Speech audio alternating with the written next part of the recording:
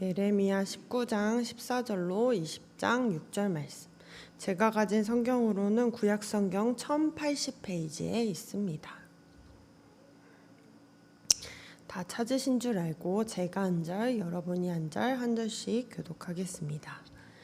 예레미야가 여호와께서 자기를 보내사 예언하게 하신 도벳에서 돌아와 여호와의 집 뜰에 서서 모든 백성에게 말하되,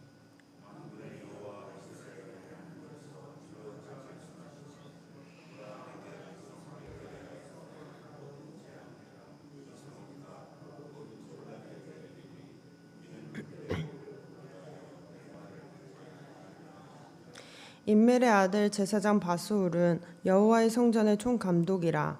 그가 예레미야의 이 일 예언함을 들은지라.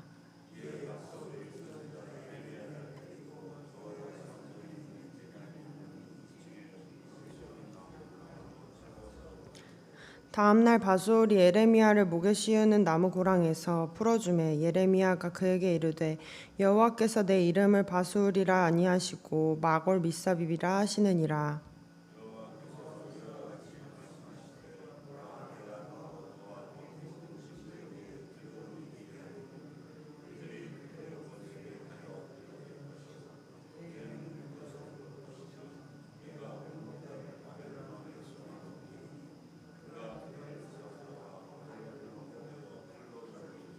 내가 또 이 성읍의 모든 부와 그 모든 소득과 그 모든 귀중품과 유다 왕들의 모든 보물을 그 원수의 손에 넘기리니 그들이 그것을 탈취하여 바벨론으로 가져가리라.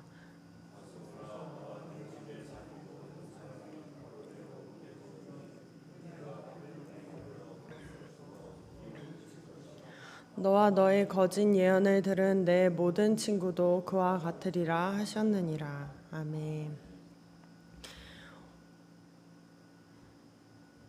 오늘 본문은 예레미야가 이스라엘 사람들에게 유다의 파멸과 성전의 멸망을 예언하는 말씀입니다.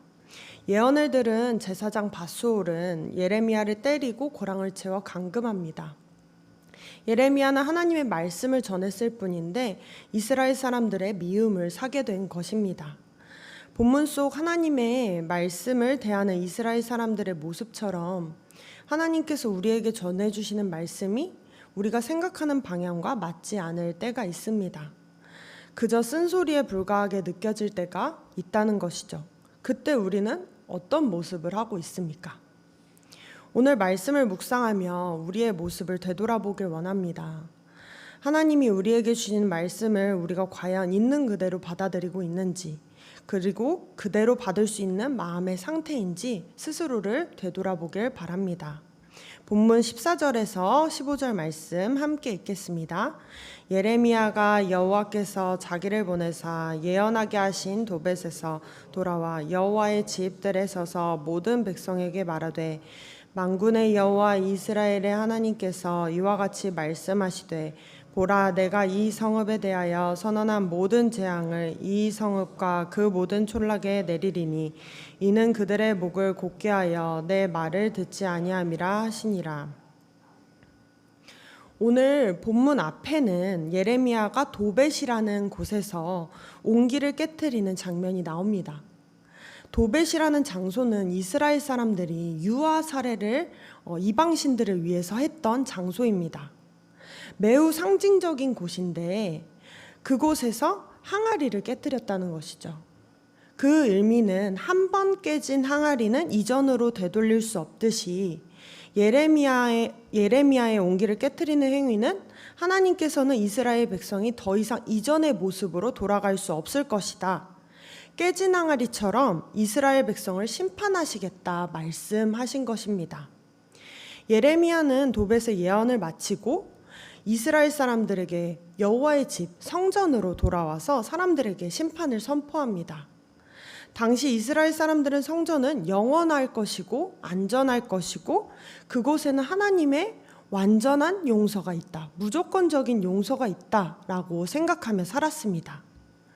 그런데 예레미야가 선포한 말씀은 사람들이 일반적으로 갖고 있던 말씀과는 상반된 말씀이었습니다. 사람들은 성전이 무너질 리가 없으므로 우리는 영원히 심판받지 않을 것이다 라고 생각했습니다.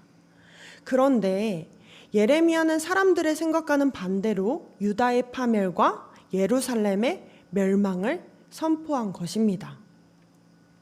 사람들은 자신들이 가지고 있던 생각과 다른 말씀을 하는 예레미야를 거부스러워했고 그 말씀 또한 받아들이지 못했습니다. 그런 말씀을 전하는 예레미야를 이상하게 여겼고 오히려 미워했습니다. 사랑하는 성도님들, 오늘 본문에 성전이 무너질 리 없다고, 심판이 자신들에게 임할 리 없다고 여겼던 유다 사람들의 과도한 확신은 예수 그리스도의 십자가로 죄책감의 해소와 심판 면제의 구실로 삶는 우리의 모습과 너무나도 닮아 있진 않습니까? 우리는 분명 예수 그리스도로 인해 죄사함을 분명히 받았습니다. 허나 오늘을 살아가는 우리의 모습이 만약 죄악되었다면, 하나님이 보시기에 좋지 않다면, 이스라엘에게 주시겠다는 복을 거두시고 심판을 주셨던 하나님의 말씀처럼 우리에게도 얼마든지 심판이 내릴 수 있음을 기억하시길 바랍니다. 예레미야 20장 1절로 2절 말씀 함께 읽겠습니다. 임멜의 아들 제사장 바수올은 여호와의 성전의 총감독이라. 그가 예레미야의 이 일 예언함을 들은지라. 이에 바수올이 선지자 예레미야를 때리고 여호와의 성전에 있는 베냐민 문 위층에 목에 씌우는 나무 고랑으로 채워두었더니, 제사장 바수올은 선지자 예레미야를 때리고 고랑을 채워 감금합니다. 예레미야가 성전에서 거짓 예언을 한다는 이유로 처벌을 한 것입니다. 어찌 보면 당연한 반응입니다. 하나님께서 하나님을 예배하는 예배의 당을 파괴하신다는 것은 마치 우리가 살고 있는 집을 스스로 파괴하겠다는 말과 같은 것인데, 우리가 살고 있는 집을 파괴하는 사람이 어디 있겠습니까? 그렇게 예레미야의 말은 이스라엘 사람들에게 그저 말도 안 되는 소리로 들렸던 것입니다. 그저 사회에 혼란을 주는 소리로 여겼습니다. 사회에 혼란을 주는 사람은 당연히 격리해야겠죠. 그래서 예레미야 손에는 고랑이 채워졌던 것이고 예레미야는 감금을 당하게 됐던 것입니다. 예레미야의 예언 소리를 그저 부정적인 소리로 취급한 유다 백성들처럼 혹시 우리도 우리에게 주시는 하나님의 말씀을 쓴소리로만, 부정적인 말씀으로만 여기고 있진 않습니까? 사랑하는 성도님들, 만약 주님이 우리에게 쓴소리의 성경 말씀을 통해서라든지 설교 말씀을 통해서라든지 혹시 다른 방향으로, 방법으로 말씀을 하실 때 우리는 먼저 우리 자신을 돌아볼 수 있는 귀한 마음이 있길 바랍니다. 자신들을 향한 하나님의 경고를 제대로 듣지 못한 유다 백성에게 기다리는 것은 성전의 멸망이었고 유다의 파멸이었습니다. 만약 우리를 향한 주님의 음성을 우리가 듣지 못한다면 우리도 주님의 심판을 피할 수 없을 것입니다. 주님께서 우리에게 말씀하실 때 분명하게 분별하여 귀 기울여 들을 수 있는 저와 여러분이 되시기를 기도하겠습니다. 본문 3절로 6절 말씀 한 절씩 읽겠습니다. 제가 한 절, 여러분이 한 절 읽겠습니다. 다음날 바수올이 예레미야를 목에 씌우는 나무 고랑에서 풀어주매 예레미야가 그에게 이르되 여호와께서 내 이름을 바수올이라 아니하시고 마골 밉사비비라 하시느니라.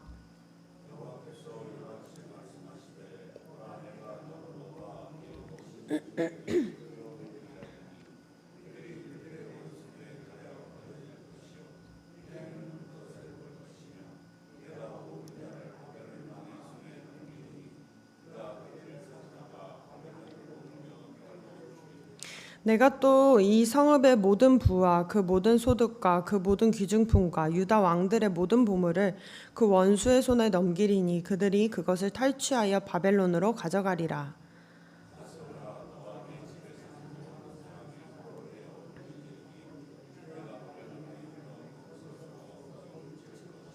너와 너의 거짓 예언을 들은 내 모든 친구도 그와 같으리라 하셨느니라. 아멘.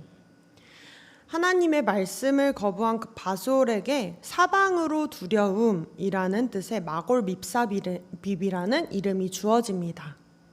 다시 말하면 공포로 에워싸인 상태, 생존의 위협을 받는 상태를 의미합니다.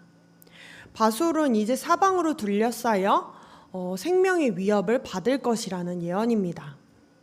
하지만 오늘 말씀 속 바솔에게 주어진 새로운 이름은 사실 바솔이라는 한 명의 사람에게만 주어진 것은 아니었습니다.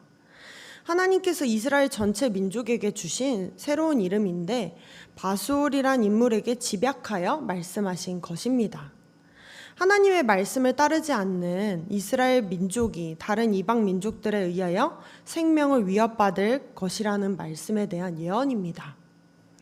그들이 그토록 지키고 싶어하던 성전은 무너질 것이고 하나님보다 사랑하던 그의 소유, 왕궁에 있는 그 귀한 보물들은 다 바벨론에 탈취당하게 되죠. 그리고 하나님의 예언대로 이스라엘 사람들은 바벨론에 붙잡혀 가서 거기서 죽고 묻히게 됩니다. 유다 사람들은 자신들이 하나님의 뜻을 잘 지키고 있다고 굳게 믿었습니다. 그렇게 행동하며 살았습니다. 하지만 그들의 생각이 무색하게 그들이 그렇게 믿고 행동할수록 오히려 하나님의 계획과 점점 멀어졌습니다. 그것이 대체 무엇이 문제였을까요? 그들은 신앙의 이름으로 제사도 드리고 성수도 하고 율법도 지키고 많은 일들을 행했지만 그게 그저 그들의 신앙적 만족을 위한 것이었을 뿐 하나님이 바라시는 지향점과는 달랐다는 것입니다. 오늘 우리의 신앙은 어떻습니까? 우리가 하나님을 위해 행한다는 우리의 예배, 기도, 봉사, 섬김, 예물, 그러한 것들이 우리의 삶의 열매에 또한 하나님이 바라시는 일들로 보여지고 있습니까?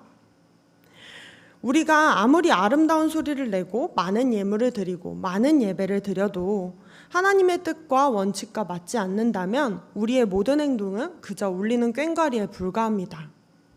사랑하는 성도 여러분, 저는 저와 여러분의 신앙생활이 그저 우리의 만족에 그치는 것이 아니라 하나님의 마음에 합하여 하나님의 마음에 기쁨을 드릴 수 있길 바랍니다. 심판을 당하기 전 이스라엘 사람들은 많은 보물을 궁정에 쌓았습니다. 그걸로 인하여 물질로 풍요도 얻었습니다.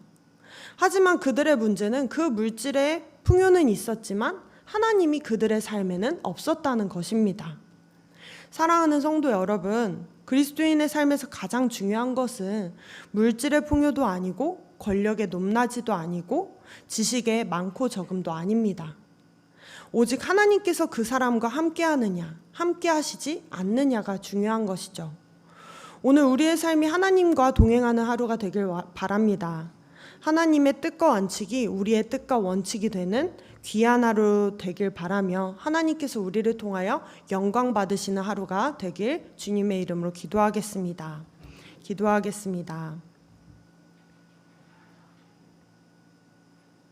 사랑의 하나님, 오늘도 우리에게 귀한 날을 허락하여 주시고 기도로 하루를 시작하게 하시니 감사드립니다.